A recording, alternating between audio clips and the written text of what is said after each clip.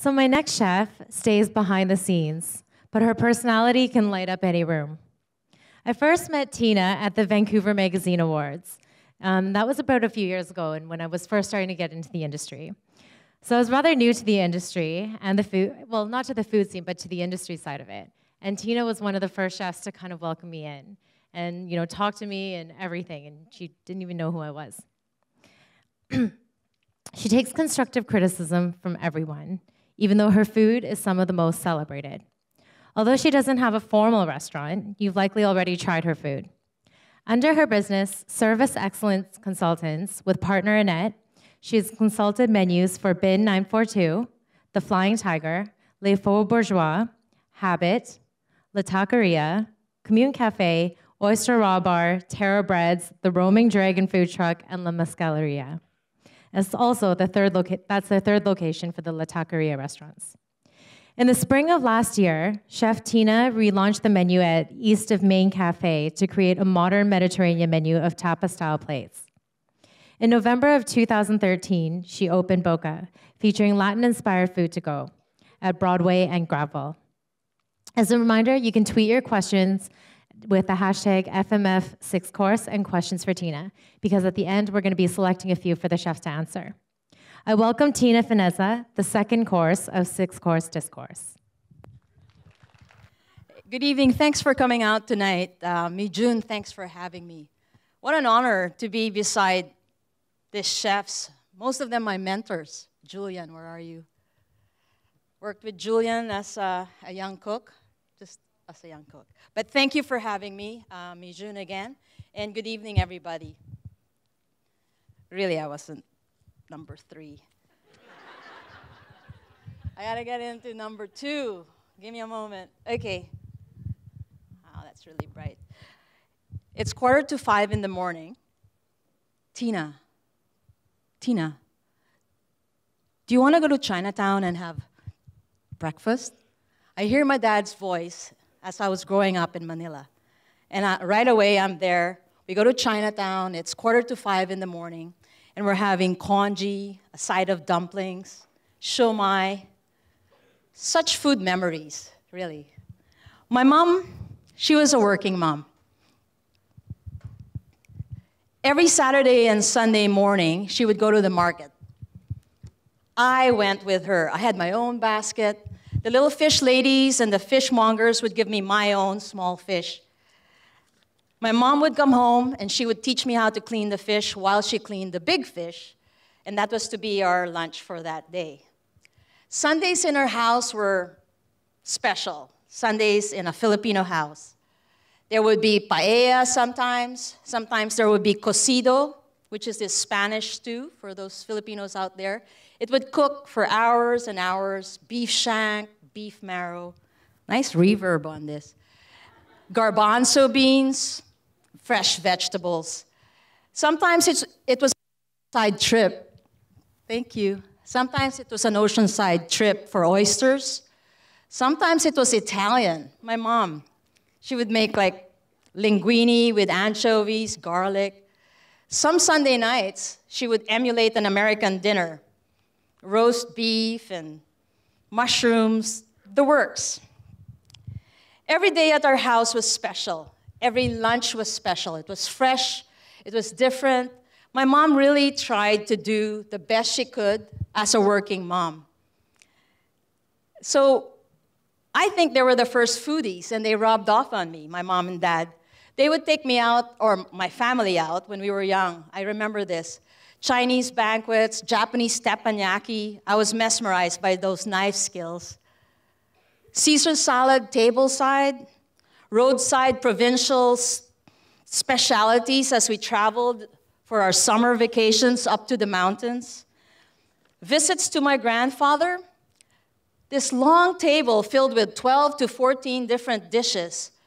I always found myself in the kitchen. I saw these pots, they're so big, I was so small. Cooks whizzing in and out, telling me to get out. I wondered why they were stressed. They were nice to me when I visited my grandfather, but that particular day, they were stressed. I had no idea that I would understand this later on. The Philippines is a Malay race. We have to understand that We were colonized by the Spaniards for such a long time. The Japanese took us over. The Americans freed us. And then the Chinese, the Japanese, and a lot of East Indian people also settled in the 7,107 islands. Why was this introduction to my childhood important? The cuisine of the Philippines is influenced by all these cultures that I take inspiration from. I draw all this inspiration from all of these cuisines and everything my mom and dad would do on those summer vacations or just the daily, day-to-day food that my mom would experiment on. As a young cook, I chose to work for chef mentors that had their point of view. They had their voice. As a young cook, I staged and I trailed a lot. I would have one day off and I would leave after service in the evening to go down to Seattle and do a one-day stage so I could be there for that one day. I needed to learn fast. I needed to know what was out there. As Vikram said, travel, travel, and learn. And it really, really rings a bell with young cooks. As a young cook, I wanted my day to be full of new cuisines, new learning experiences, new mentors. I knew the importance of doing the same thing over and over and over again. I was lucky my mentors let me stay in one station until I got it and until I could do it with my eyes closed. I was very lucky that way. The first half of any chef's career is to execute someone else's vision day in and day out. And that's what I'm talking about. To do the same thing day in and day out builds character. I remember my mentor, one of my mentors saying, just do it better than yesterday. Play tricks in your mind. Do it faster. See how fast you can do it and how much better you can do it. Then you'll shine. To me, I coined it nobility as I now became a chef and mentored chefs. I always asked them what they knew about nobility, and they would always look it up. I think to me it means honor and integrity, and these are the two words that would actually guide me through my career in consulting. So when I consult to open a restaurant, I'm actually living the restaurant owner's dream. La, la, la, la, la, awesome, you have a vision, perfect. I'm with them in the dream. They're paying for the dream, it's awesome. That's fine, I say. I see restaurants in its infant stage, and I see it slowly starting to walk. I help owners fulfill their dreams, and I provide them the tools to make their dream a reality. Sometimes the restaurant owners can get so busy with the day-to-day jobs, right? The chefs I was there as an executive chef. You're just so busy with the everyday routine. You gotta make it work. You gotta meet your demands and all that.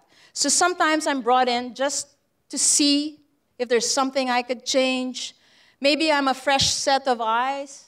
I could see it better than them right now because I'm not online every night. So I'm a little bit more rested than most chefs online, and I've been there as well. They might need me to come in and check their food cost. They might need me to find a better price for things. So I get called in to do different things when I consult. Sometimes it's just finding a matter of a cheaper price, but local, maybe sustainable, finding a new supplier. Sometimes it's making the vision clear with a new menu to guide them. Other times, it is because I believe in the owners and their vision, and I will do anything it takes to make sure that vision comes true. From making sure that the truck space is utilized to its best potential, to finding sustainable products in the dead of winter in northern Alberta a couple of years ago. As a chef, I have a great responsibility to make that difference in my choices. Lately, I've had the great opportunity to consult for product development, which is the culmination of everything I've been doing in my career, and I love it.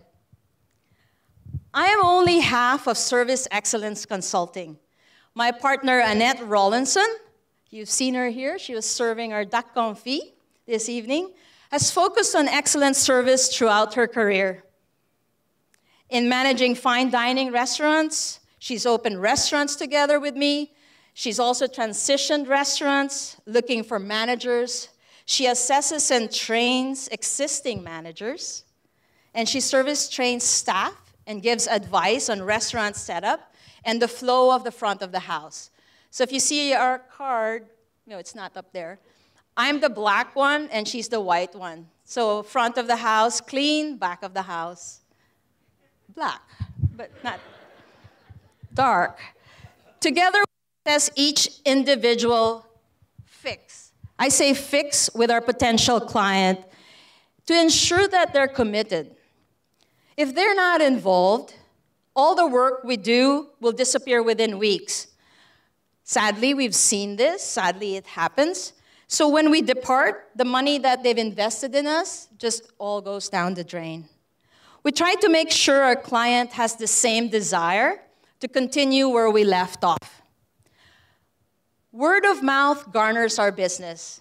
We work small, thoughtful contracts, hoping to impact and inspire a few.